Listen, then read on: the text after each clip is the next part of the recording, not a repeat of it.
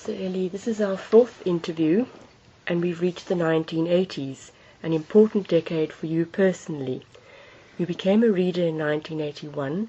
In 1983, you established the Research Institute, which has become the world-famous Lauterpacht Center for International Law, and in 1989, you became a CBE. Could you elaborate on this decade? Yes, well, gladly, because, as you say, it was quite a full decade. It was the decade following my return from Australia in 1978, and we dealt with that last time. So, at the end of the 70s, I was elected an associate of the Institut de Droit International, and I became a member of that in the ordinary progression of advancement in 1983.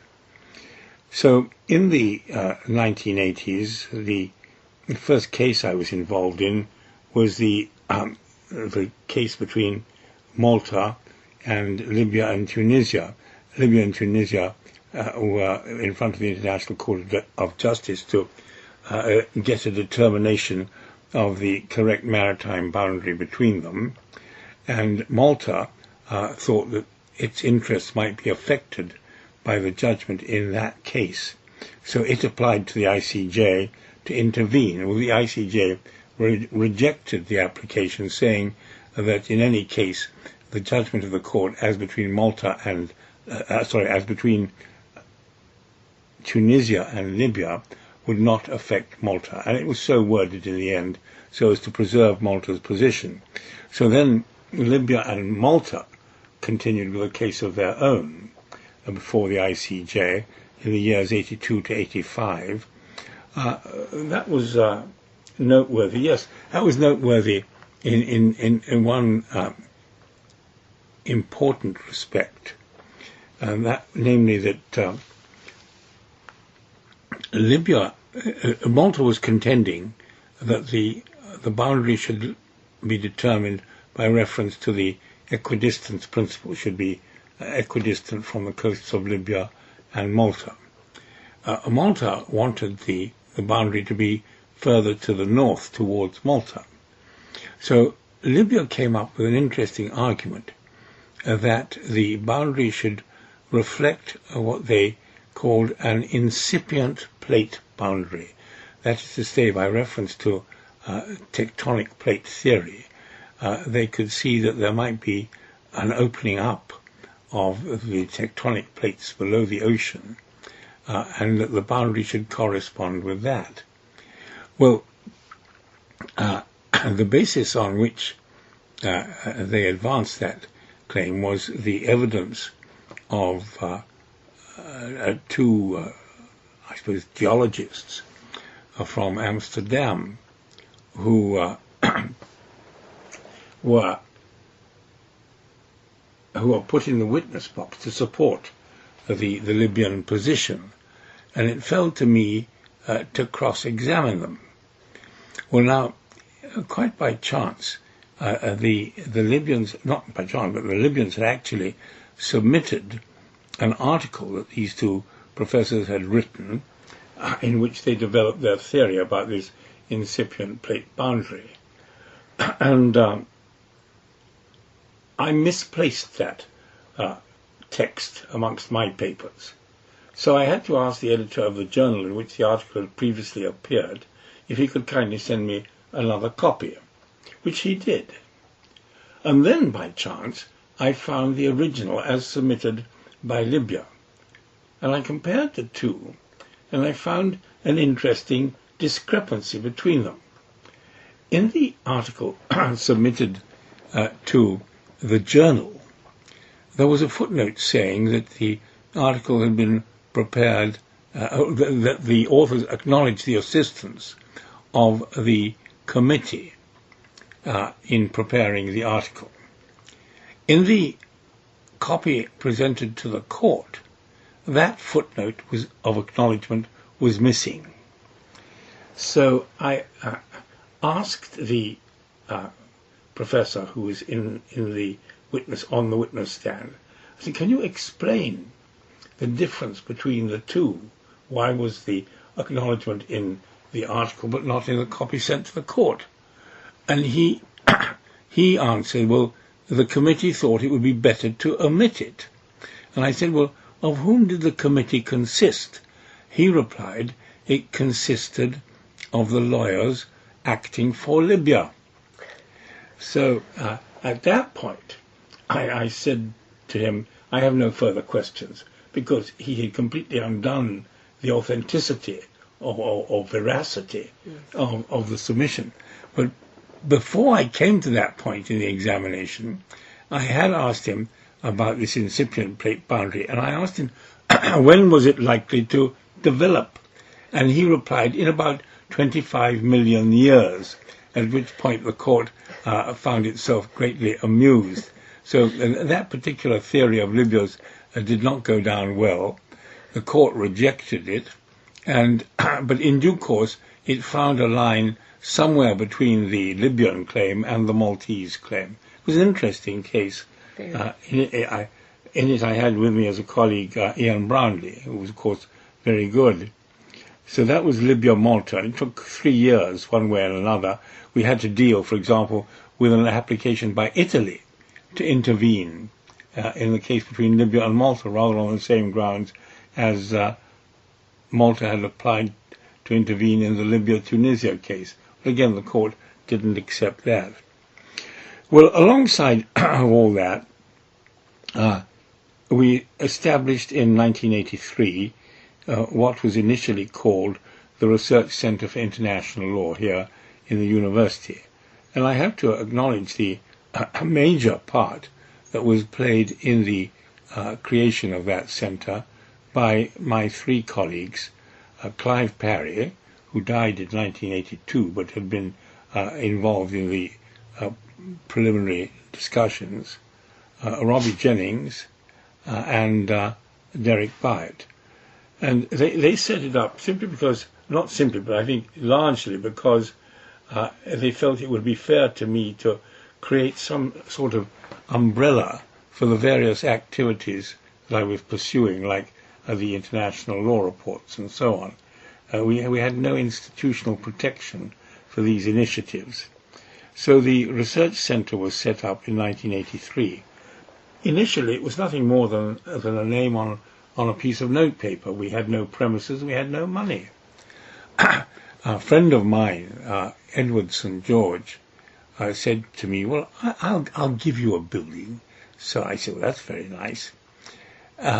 It happened that in 1985, a house came up for sale in Cranmer Road in Cambridge, which suited our needs perfectly, since we obviously didn't have the money to start on our greenfield site and build our own building.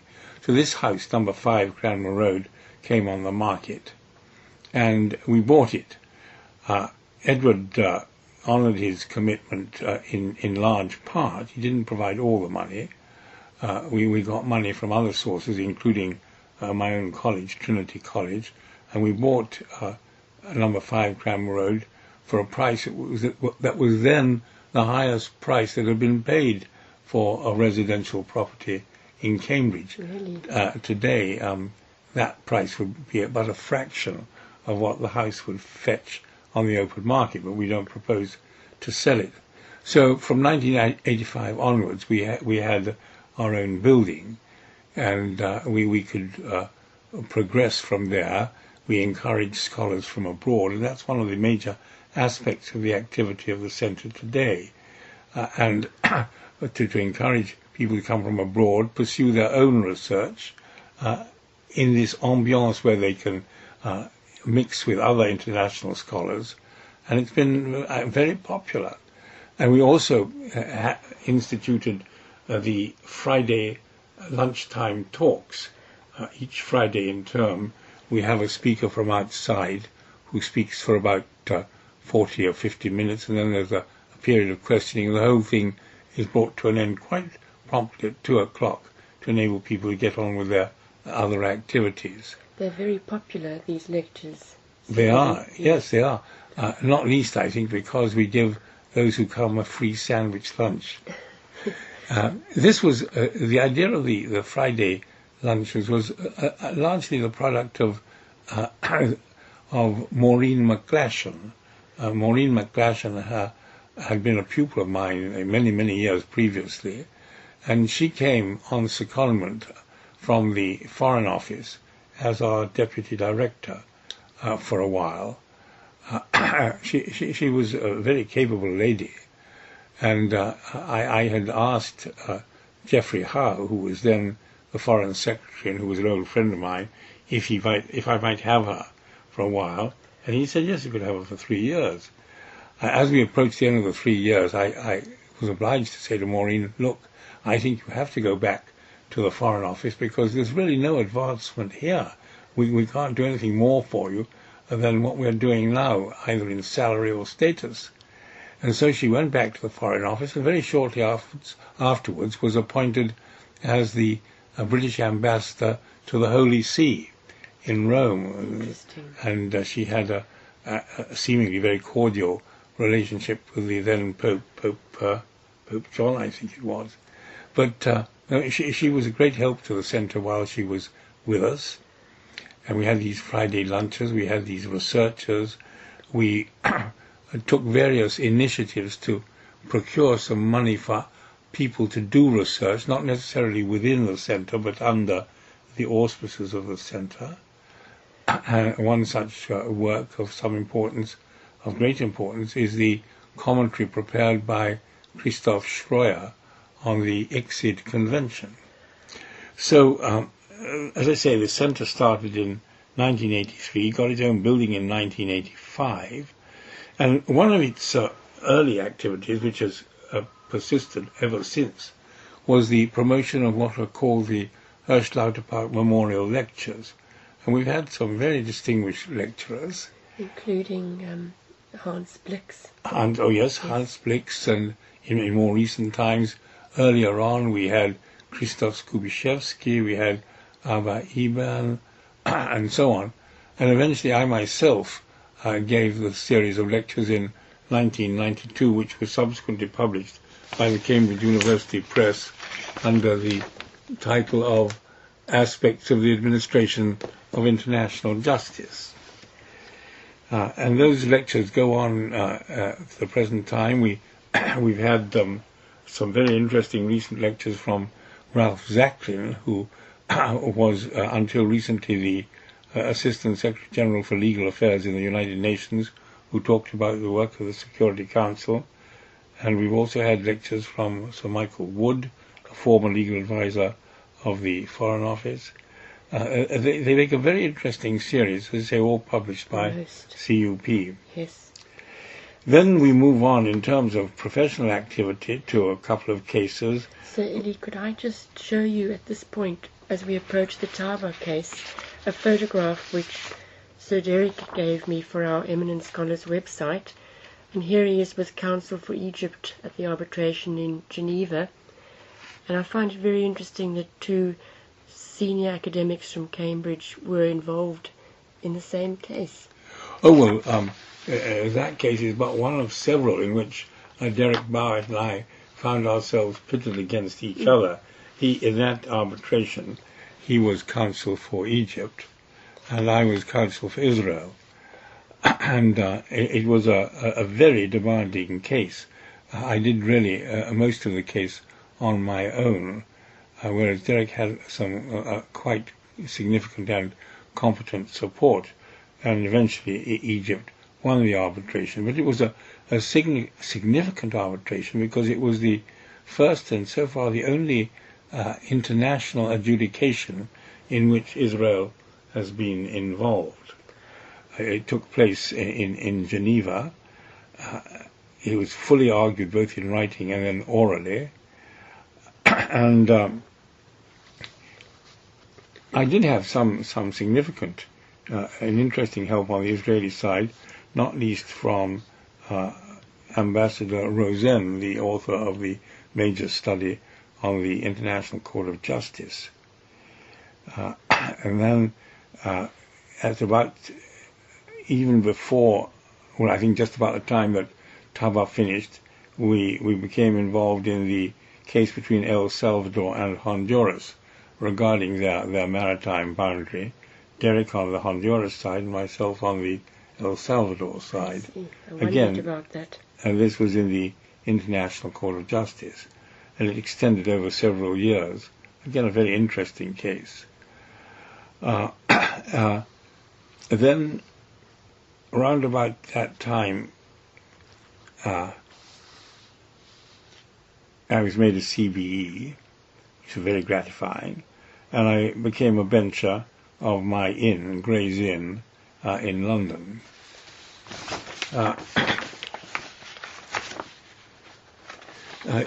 I'm sure you appreciate that all these things were not consecutive, but were going on in parallel. They overlapped. I mean, yes. Taba overlapped with El Salvador, and that overlapped with all my work at the research center to administer that and to raise funds yes. for it. And so,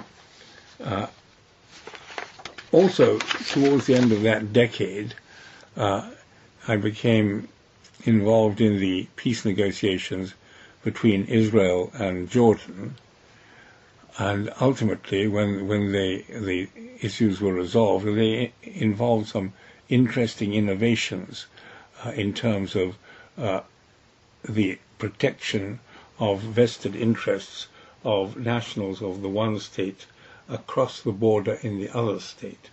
Eventually, when the agreement was signed and the boundary was opened up, I remember sitting in a row at the Jordan Bridge with the leading Jordanian negotiator on one side and the leading Israeli negotiator on the other side.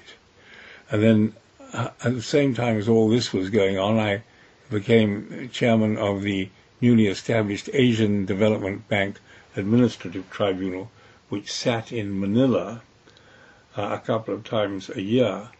I couldn't keep this up for more than about 2 years because it was really very time-consuming. By the time one had flown out and recovered in Manila and had the hearings in Manila and then flown back and recovered in England, the best part of 3 or 4 weeks was gone, and I didn't have enough time to provide that twice a year. So I resigned after a couple of years. But I had very, very fine colleagues there, including from the Philippines, Judge Feliciano, and a colleague from Sri Lanka. So that then overlapped with another very demanding forensic activity, namely proceedings in the recently established Iran-US Claims Tribunal. That was the outcome of the negotiations between the US and Iran to resolve the outstanding issues arising from the change of government in Iran and the seizure of US assets. And so this tribunal, the Iran-US Claims Tribunal, was set up in The Hague, initially with Judge Lagergren as its president. I was asked by 3 American oil companies to represent their cases in that tribunal, and I was happy to do so, but I said to them, there's no way in which I can do this on my own, and I think it's right that I should have associated with me some American lawyers. And they said, well, whom would you suggest? And I suggested the name of a firm in Washington called Pearson, Semmes, Crolius and Finley. Finley had been a pupil of mine back in the 60s in Cambridge. He was an American, a very, very capable lawyer indeed. And he'd gone back and participated in the establishment of this firm. Now, the oil companies had not heard of this firm, and they said, well, tell us about it. And I said, well, if firms like, the names slipped my mind, but if 2 of the leading firms of Washington, whose names will come back to me, I'm sure, in a moment, are to be regarded as the Cadillacs of the law industry in Washington, this firm is a Porsche. And so my clients were persuaded that they should be brought in, and they did do a first-class job in very complex and detailed proceedings which involved, amongst other things, the valuation of the entitlement of the companies to produce oil in Iran for the next 20 or 30 years. But when one considers the price of oil calculated then and compares it with the price of oil that has now reached, which is over $100 a barrel, one realizes how in a way, unreal was the estimate that we were then making of oil maybe reaching $21 a barrel. But that was a very interesting set of cases. Unfortunately, this particular set never reached a conclusion because the oil companies concerned decided to settle with Iran on terms that were agreeable to both sides, and which meant that the oil companies could continue to operate in Iran in the resumed agreements. And then, at again about the same time as this, there was going on another case between Chile and Argentina. I've already mentioned to you the case called the Palena case back in the 60s, which was a very interesting case where the tribunal had reached a result which was satisfying to both sides. The larger area was given to Argentina, but was mainly mountainous, and a smaller area was given to Chile, but was the inhabited part of the disputed zone. Now, the Laguna del Desierto was somewhat to the south of Palena, and the title there was the issue there related to the title to this lake and the immediate surrounding district. Well, it wasn't a very salubrious place. I remember visiting it, and I got out of the helicopter that had taken me to see the laguna, and was immediately attacked by a ferocious swarm of mosquitoes, so much so that I could hardly get back into the helicopter fast enough and close the door and swat those that had stuck to me. It was, as I say, it was not a very agreeable place, but it was a place to which both sides attached importance. The Chileans largely because in an unfortunate encounter between Chilean and Argentinian frontier police, a Chilean police officer had been killed. I must say, I couldn't locate this place on any of the maps, including the very detailed Times map in the Squire Library. Well, it lies south of Lago San Martin, between San Martin and Mount Fitzroy, but it probably wouldn't appear on a map. Eventually, we had hearings in Rio de Janeiro, and again, Argentina won that. That was some disappointment to the Chileans and to me. And subsequently, there were further proceedings in which I was not involved, in which the Chileans sought a decision regarding the extension of that boundary in the glacier area around there. I've not seen a copy of that decision. So we then went on from Laguna del Desierto to a very interesting experience, which was my giving of expert evidence in a case in the Federal District Court in the United States, in a case called Valero Energy Corporation and Coastal States Marketing as plaintiffs against Nelson Bunker Hunt. This was in the United States District Court for the Southern District of Texas, Houston Division, and was in about 1981, I suppose it must have happened, or thereabouts. This was a case not dissimilar to the Rosemary case, which I mentioned earlier, in which proceedings had been started by Nelson Bunker Hunt, who had an oil concession in Libya, which had been expropriated by the Libyans, against Coastal States Marketing, which had bought oil from that concession, but getting that title from the Libyans. And Nelson Bunker Hunt was challenging their title. And the two defendants in those proceedings brought by Hunt, Valero and Coastal States, are then, in a sense, counterattacked by bringing proceedings, antitrust proceedings, against Hunt, saying that this was a restraint, an unacceptable or impermissible restraint of trade. And this was the issue in the Texas court. The defense that Hunt put up was that it was a reasonable action on his part, and that was denied by the other side. I was asked to give evidence about this concept of pursuit litigation, which had been introduced by Rosemary some nearly 30 years previously. And I gave my evidence, and it was subsequently published in full in a United States publication called the International Lawyer, which I think was the periodic publication of the International Law Branch of the American Bar Association. And it's published there, some 50 pages of that evidence, which is really quite interesting as to the origin of the pursuit concept and so on. And after I'd given my evidence, the case was discontinued.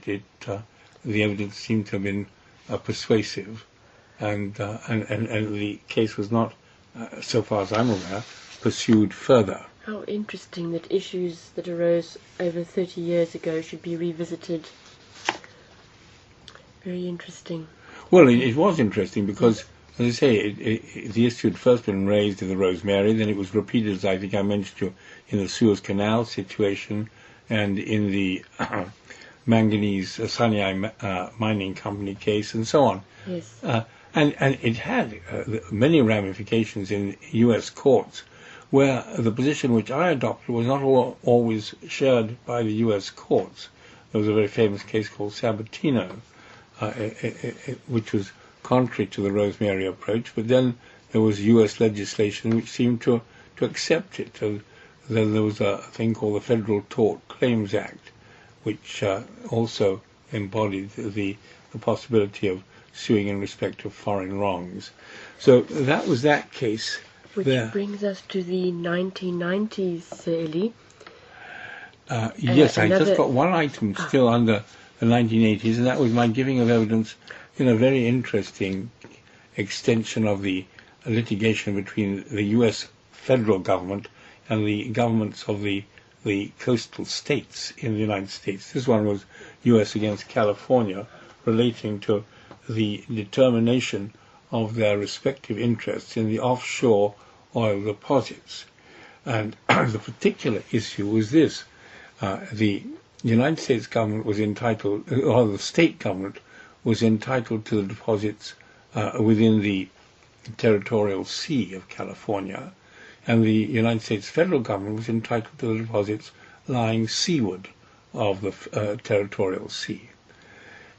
Now, in determining the line between the two claims, the question was whether account should be taken of various piers that had been built on the California coast. And the Californians said that the piers should be taken into account, thus projecting their territorial sea further out, and the United States government understandably took the opposite view. And expert evidence was called in support of both sides. Now, the United States government introduced as their expert witness Judge Philip C. Jessup, who had been the U.S. judge on the International Court and was an outstanding lawyer, a man of great eminence, a very fine person. He had been, amongst other things, the U.S. permanent representative on the Security Council, and so on. So he was a very outstanding man, and he gave his evidence in support of the U.S. I'm very glad he gave his evidence first, because I learnt a great deal from his technique of giving evidence, which was both exceedingly courteous and very clear, and I then gave my evidence. The evidence was given before a so-called special master appointed by the Supreme Court, a former U.S. appellate judge himself, and then he had to reach a decision in his report, and he had a marvelous footnote when he adopted my evidence, saying that he had had the benefit of hearing the evidence of Judge Joseph and myself, and if he accepted the evidence of one in preference to the other, he meant no offence or disrespect to the other. And so that was an interesting venture into giving expert evidence in the United States. Interesting. So we then come to the 1990s, which were another very important period, was an important period in your career. In 1995, you retired, Sir Eli, from your directorship of the Lauterpacht Centre. In 1998, you were knighted, and you continued your very extensive international commitments. The first item on the list is AOI, and I wonder what this acronym stands for. Well, the acronym AOI stands for the Arab Organization for Industrialization. The issue there was I was instructed by a very fine Egyptian lawyer who had in fact been the lawyer who had advised Colonel Nasser at the time of the nationalization of the Suez Canal. And the question there was a very technical one about the international standing of the AOI, and there were arbitrations, which I was not actually involved in, from which I was giving advice. And so I went on from AOI to another case in which I was the presiding arbitrator, a NAFTA case, a case under the North American Free Trade Agreement, which is the agreement concluded between the U.S. and Canada.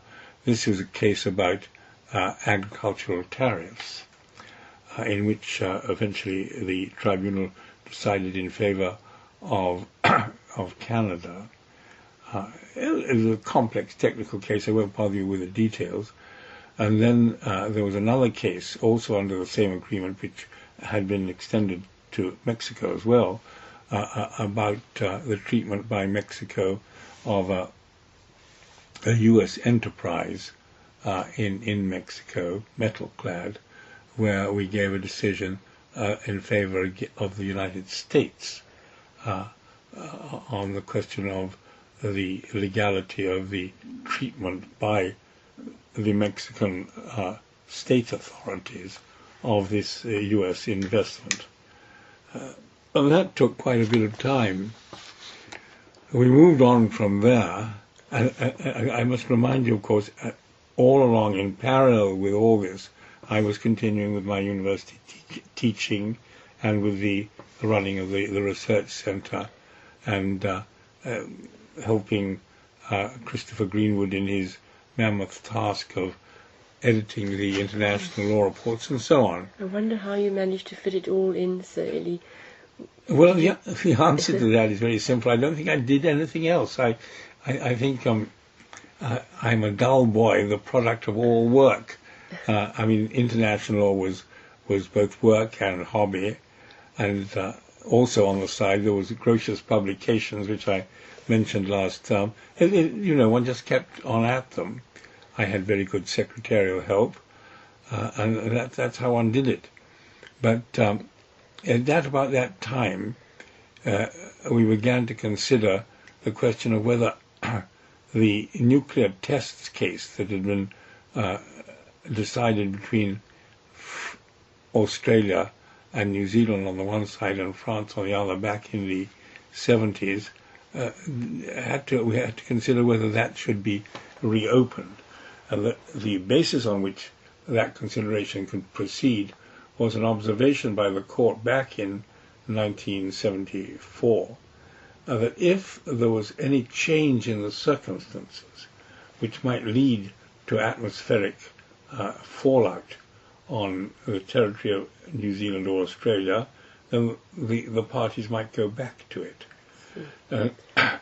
Now, throughout that period, although France had ceased atmospheric nuclear testing back in 1974, it had continued with underground nuclear testing at Mururoa Island. And so there was some concern lest Mururoa Island, subjected as it was to these continuing tests, might disintegrate on the next series of tests and nuclear fallout be projected atmospherically onto the territory of New Zealand and Australia. And so New Zealand decided, and Australia came alongside, that it would seek the reopening of the proceedings in the court. This was both legally feasible and politically desirable because both in New Zealand and Australia and elsewhere in the world there was a feeling that the French testing should stop. So the proceedings were started by New Zealand, and I was assisting New Zealand in this. They were unsuccessful.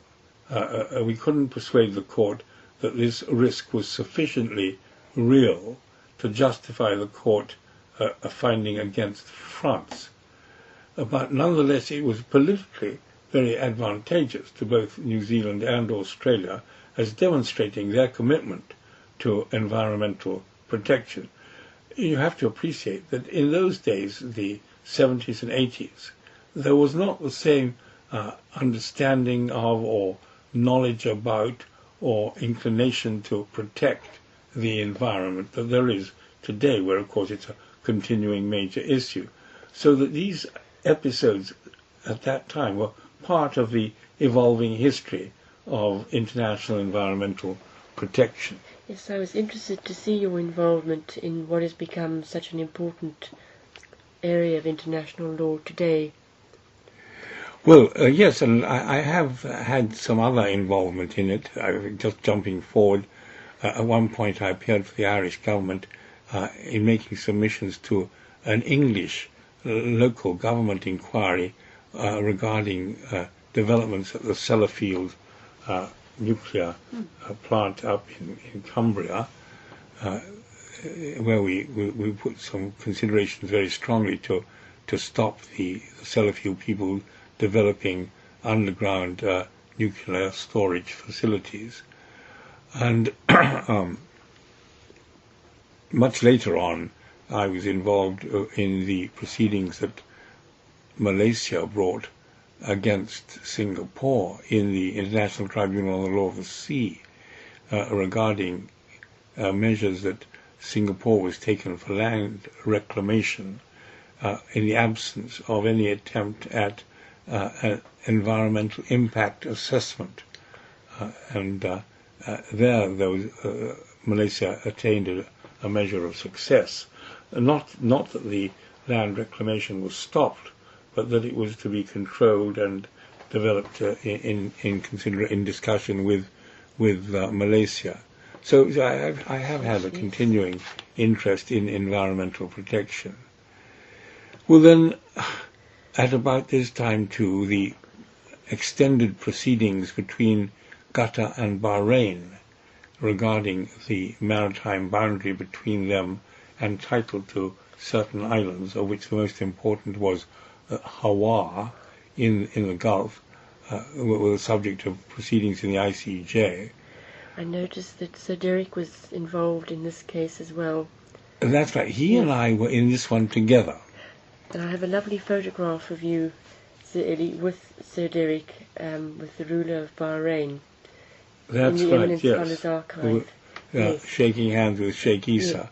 Yes. The relationship with Bahrain was always very cordial and agreeable, and continued for me right through to the end of the proceedings. I got a very nice decoration from the Bahrainis. Do you have a photograph of that? I think I probably have somewhere. I'll try and find it for you.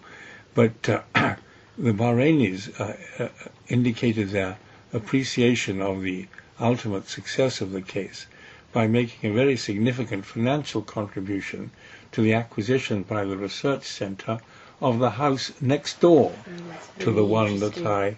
that I spoke of earlier. Our first premises were at number 5 Cranmer Road, and number 7 Cranmer Road, the house next to it, at that time belonged to my own college, Trinity, which was using it as a research students' hostel.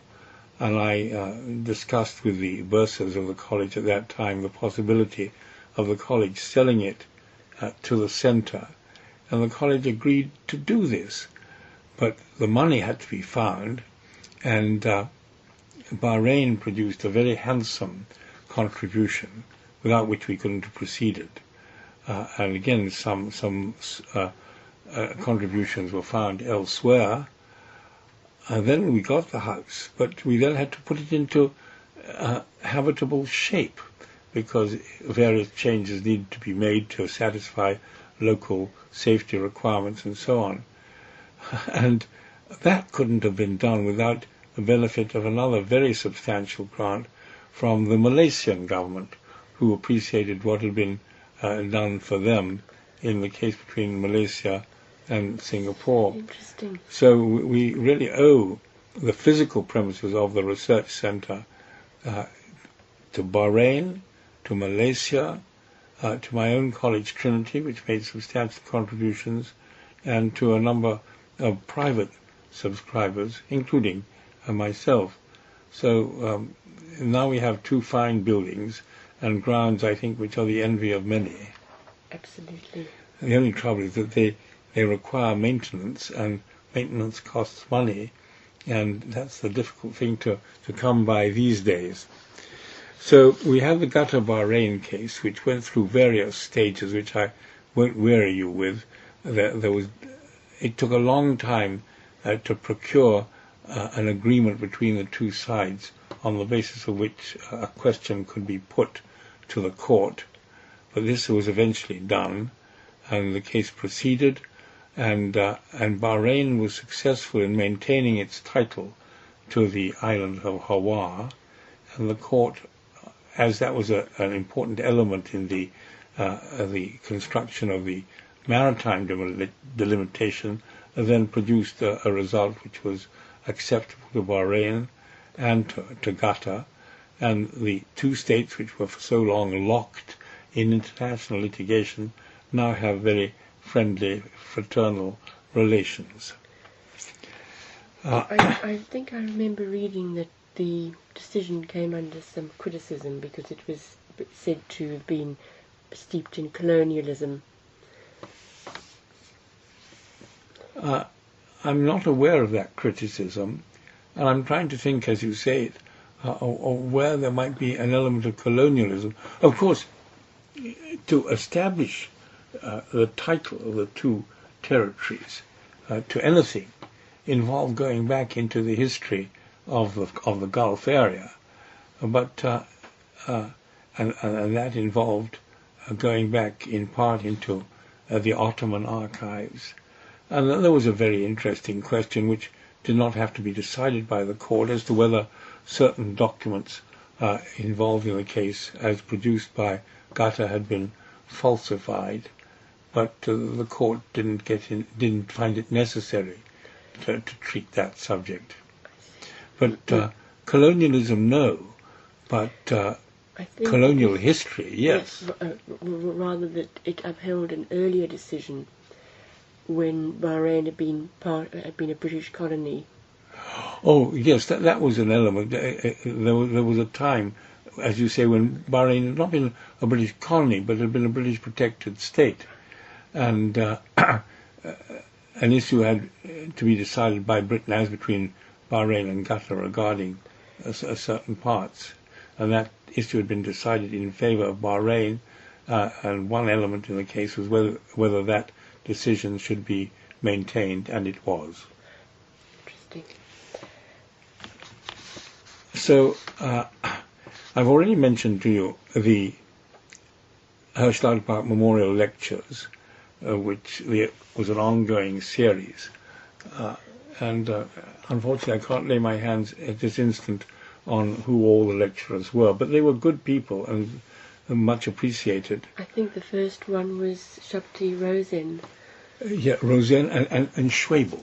Judge Schwebel gave very interesting series of lectures on aspects of international arbitration, some disputed points. Yes, I found the list. Yes, the first one was Shabtai Roseanne on breach of treaty, and then we had lectures from Felice Morgenstern, who had been a Cambridge scholar and had gone to the ILO and spent her whole life in the legal side of the ILO on legal problems of international organizations. And this was followed by John Dugard on recognition and the United Nations. Then came Judge Schwebel on international arbitration, 3 salient problems. Then came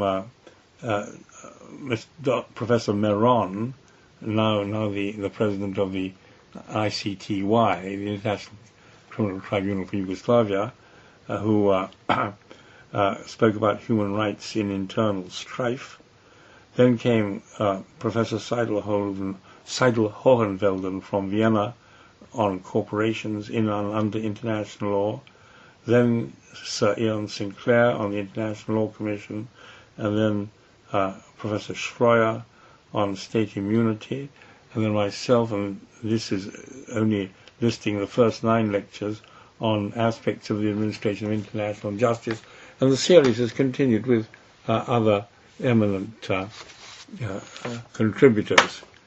So then, as I say, that was all going on the side, and at about that time, must have been 1993, I was selected to be the ad hoc judge in the case brought by Bosnia against Yugoslavia, arising out of the breakup of Yugoslavia and the consequent troubles and allegations of genocide in Bosnia. This was a very interesting experience for me. Of course, an ad hoc judge is always assumed to support the side which appoints him. I found that a very difficult concept to accept.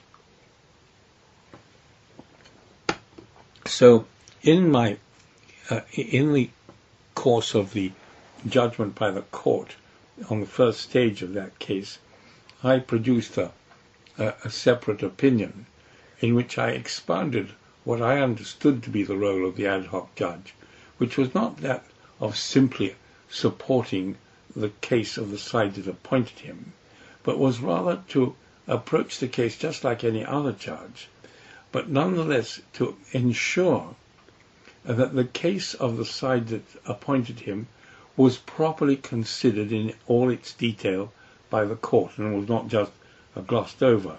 And this approach has been supported by a number of ad hoc judges in subsequent cases. And I continued as the ad hoc judge in that case for about 3 or 4 years, until by reason of the changes in the structure of Yugoslavia, the original case came to an end and a new case was started, and Bosnia then appointed another ad hoc judge, a Bosnian professor of international law. So you had been appointed by Bosnia initially? Yes, at the very beginning in 1990. Well, the first decision was 1993, and I must have been appointed a year or 2 before that. Oh dear, it goes on and on. Well, then, at about this time, sort of in the period prior to and during 1996, I was preparing lectures for the Hague Academy of International Law, which I delivered in 1996 on principles of international litigation. I've been rather naughty because I haven't actually submitted to the Hague Academy of International Law the text of those lectures yet. And so much has happened in the international litigation field in the ensuing decade that I have virtually to start from scratch, a task not easily undertaken, but made the easier because I have the admirable assistance of Dr. Chester Brown, now of the Foreign Commonwealth Office, who is helping me a great deal in the revision of those lectures. And it is our hope to submit something to the Hague Academy before too long. Now, do you want me to go on now? If you feel you would I would quite like to break off that's at fine, this Sir point. Eli. Next time we can look at... And we can start at Namibia, Botswana. Interesting, and then Yeah. we can talk about your knighthood. I'd very much like to know circumstances and any anecdotes you have of the occasion. Oh, Next time. if you're asking me why did I get my knighthood, I can't answer that. I don't know why, except that the official statement was for services to public international law. Yes. And that's all I know.